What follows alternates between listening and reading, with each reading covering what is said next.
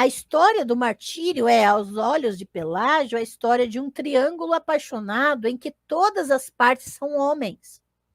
Ele não nega o amor entre pessoas do mesmo sexo, mas o reivindica e o justifica ao escolher Cristo como seu amante. Então você tem aqui um triângulo: o Pelágio, o rei e Cristo. E Pelágio escolhe Cristo. É notável que Raguel não dê em lugar nenhum um nome especial ao pecado que o rei deseja praticar no corpo do jovem mártir. Veja que interessante, não há um nome para esse tipo de pecado especificamente. Ele nem mesmo descreve os motivos do rei, exceto para observar que o que ele viu de Pelágio o agradou. Os eventos que se seguem são colocados em outras categorias mais gerais de pecado. E olha só, a frase que Raguel usa é: os mouros querem cobrir sua forma com as torrentes de vícios. Então, usa o termo vícios de uma forma muito geral. Certamente não há descrição detalhada dos atos que o rei poderia querer realizar com Pelágio. Se os vícios têm a intenção de enojar os leitores de Raguel, presume-se também que sejam familiares a eles. Eles são familiares não apenas ou principalmente como atos, mas como um conjunto de hábitos. Extravagância, orgulho do poder e perversão sexual estão juntos para Raguel, na mentalidade dele, assim como estão nas noções romanas tardias de luxúria.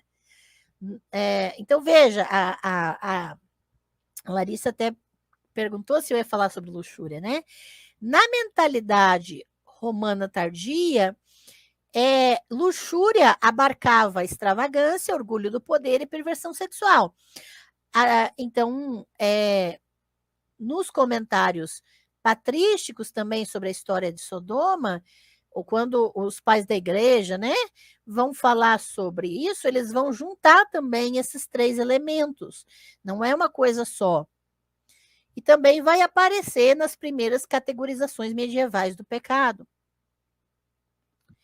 Então, repetindo, o distúrbio erótico está preso em um sistema de causas com a ostentação que é vista como algo feminino, e com a arrogância, que é a raiz de todo o distúrbio espiritual. Então, é um conjunto ali, né, que forma esse distúrbio, né, esse problema. Raguel sabe disso por muitas fontes. Ele também sabe que o vício da cópula entre pessoas do mesmo sexo tem sido ligado à perda da humanidade. Em Prudêncio, por exemplo, que é uma outra fonte, o luxo é caracterizado mais pela raiva violenta do que pela suavidade. Então, veja que, dependendo da fonte que você busca, a característica daquele problema vai ser diferente. O uso polêmico que Raguel faz do sofrimento de Pelágio contra o Islã, sua apropriação de Pelágio para a causa da Ibéria cristã, né, contra o islamismo, né, contra a ocupação territorial ibérica, é perfeitamente compatível com o uso simultâneo da história para reforçar um projeto teológico nascente de categorização moral. Então, aqui é como se fosse a raiz dessa categorização moral que vai ser estabelecida na teologia cristã posterior. Dentro dessa categorização, os pecados sexuais passarão a ter um lugar cada vez mais de destaque. De fato, os pecados da cópula entre pessoas do mesmo sexo logo vão se tornar uma sinédoque para o próprio pecado. Tá? Vai representar o todo, né? O testemunho aparentemente ingênuo de Raguel sobre os sofrimentos do jovem rapaz é polêmico e é ideológico. Ele também é instável na medida em que deve presumir que o desejo pelo mesmo sexo é familiar, é doméstico, é imaginável, faz parte da realidade. Afinal de contas, Deus demonstra favorecimento a Pelágio, tornando-o desejável, não repulsivo. Então, Deus faz Pelágio ser